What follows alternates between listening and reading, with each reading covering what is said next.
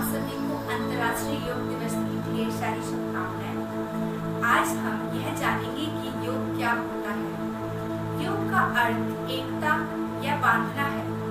इस शब्द की जड़ है संस्कृत शब्द युज, जिसका मतलब है जुड़ना।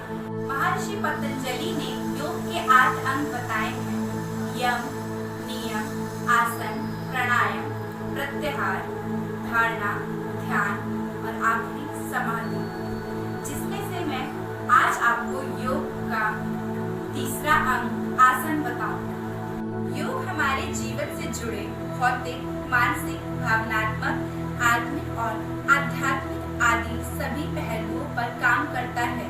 जैसे कि हम सब जानते ही हैं, पहली बार अंतर्राष्ट्रीय योग दिवस 21 जून 2015 को मनाया गया। इसके पहल हमारे देश के वर्तमान प्रधानमंत्री श्री नरेंद्र मोदी जी ने 27 सितंबर 2015 को संयुक्त राष्ट्र महासभा में अपने भाषण से की थी। तो जैसा कि मैंने आपको बताया था कि आज हम आपको आसन व उसके लाभ बताएंगे, तो वो कुछ इस प्रकार है। मेरा पहला आसन है त्रिकोण आसन। इसको करने के लिए आप सबसे पहले खड़े हो जाइए और अपने पैरों के बीच में 1.5 से 2 फीट का गैप रखिए और अपने सीधे हाथ से अपने सीधे पैर के पंजों को छूइए और अपने उल्टे हाथ को अपने सीधे हाथ की सिधाई में धीरे धीरे ले जाइए और आप आसमान की तरफ देखिए और याद रखिए आपकी श्वास धीरे धीरे होनी चाहिए। अब जब तक आप इसको दूसरे साइड से करें, मैं आपको इसके लाभ बताती हूँ। यह आसन करने से गर्दन, पीठ, कमर और पैर के स्नायु मजबूत होते हैं, शरीर का संतुलन ठीक होता है, पाचन प्रणाली ठीक होती है, एसिडिटी से छुटकारा भी मिलता है, चिंता, तनाव, कमर और पीठ का दर्द गायब हो जाता है, पेट पर जमी अतिरिक्त चर्बी और मोटापा दूर करने में यह आसन सहायक माना जाता है। अब आप धीरे धीरे वापस आइए, जैसा आप गए थे वैसे ही, और आराम से उसी मुद्रा में बैठ जाइए।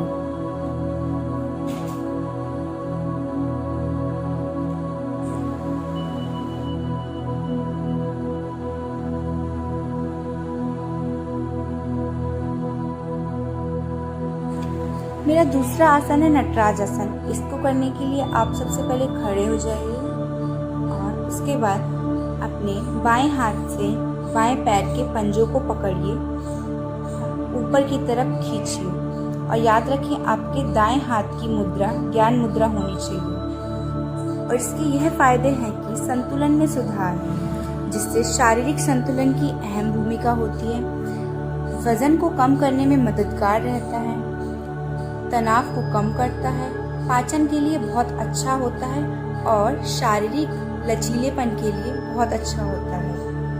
आपकी कमर को बहुत लचीला बना देता है। धीरे धीरे वापस आइए, जिस मुद्रा में आप थे उसी मुद्रा में आ जाइए। तीसरा आसन है वज्रासन। इसको करने के लिए आप पहले दंडासन में बैठिए और अपने दोनों पैरों पर मोड़िए और अपने पंजों पर बैठ जाइए और याद रखें आपके दोनों पैरों के अंगूठे मिलने चाहिए और आपकी कमर बिल्कुल सीधी होनी चाहिए और आपके हाथ आपके घुटनों पर रखे होने चाहिए और याद रखिए आपकी श्वास धीरे धीरे होनी चाहिए। इस आसन की यह लाभ है कि नियमित रूप से वज्रासन करने से आपका पाचन ठीक रहता है और कब्ज की समस्या दूर होती है। बेहतर पाचन होने से एसिडिटी और अल्सर की समस्या से बचाव होता है। यह आसन पीठ को मजबूत करता है। ध्यान लगाने के लिए यह सर्वश्रेष्ठ आसनों में एक है। अब आप धीरे धीरे वापस आइए, जिस मुद्रा में आप। मेरा चौथा आसन है गौमुख आसन। इस आसन को करने के लिए सबसे पहले अपने दाएं पैर को बाएं थाई के पास रखिए और दाएं पैर को अपने बाएं थाइस के पास रखिए और अपने दोनों हाथों को पीछे ले जाकर इंटरलॉक कर दीजिए।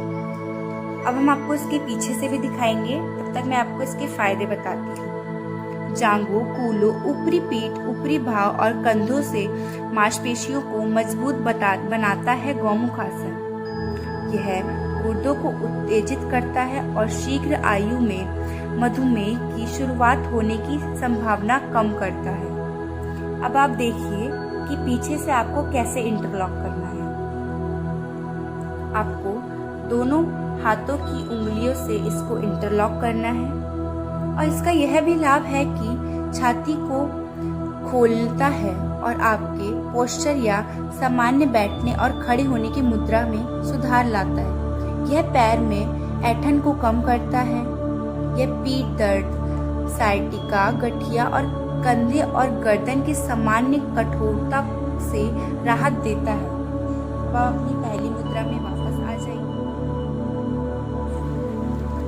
पांचवा आसन है पूर्ण भुजंगासन। इसको करने के लिए सबसे पहले आप पेट के बल लेट जाइए और अपने दोनों हाथों को अपने छाती के पड़ोस में रख दीजिए और अपने कमर के ऊपर का भाग सांस लेते हुए उठाइए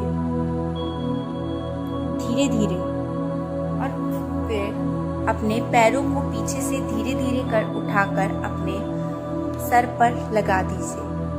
जिसका शरीर ज़्यादा लचीला है वह अपने पैरों से अपनी गर्दन को फंसाकर अपने हाथों को पीछे ले जाकर प्रणाम मुद्रा भी कर सकता है। यह आसन वेरिएशन ऑफ पूर्ण भुजंगासन कहलाता है। इसके अन्य लाभ है रीढ़ की हड्डी को मजबूत करता है, छाती व फेफड़ों, कंधों और पेट में खिंचाव लाता है, पेट के अंगों को उत्तेजित करता है, साइटिका से राहत दिलाता है और अस्थमा के लिए चिकित्सीय है।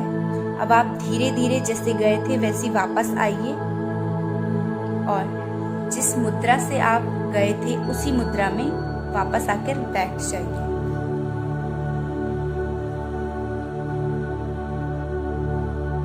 अब मेरा छठा और आखिरी आसन राजकपोत आसन। इसको करने के लिए सबसे पहले आप शशांगासन में आइए। उसके बाद शशांगासन से ही आप पर्वतासन में आ जाइए। पर्वतासन से आप अपना दाहिना पैर मोड़िए और अपने हाथों के पास रख दीजिए और अपने बाएं पैर को पीछे से मोड़िए और अपने दोनों हाथों की मदद से अपना पैर पकड़िए और अपने सर पर लगाइए। इसके यह लाभ है कि ये हमारे संपूर्ण निचले शरीर को स्ट्रेच करने में मदद करता है। ये हमारे पेट के अंदर मौजूद अंगों की मसाज करता है और पाचन सुधारता है। कमर पीठ की समस्या खासकर साइटिका को दूर करता है।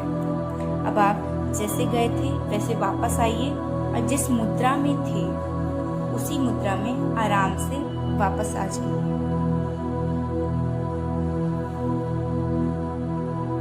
आज का कार्यक्रम समाप्त करते हुए मैं बस यही कहूँगी, आप सब स्वस्थ रहिए एवं घर में रहिए।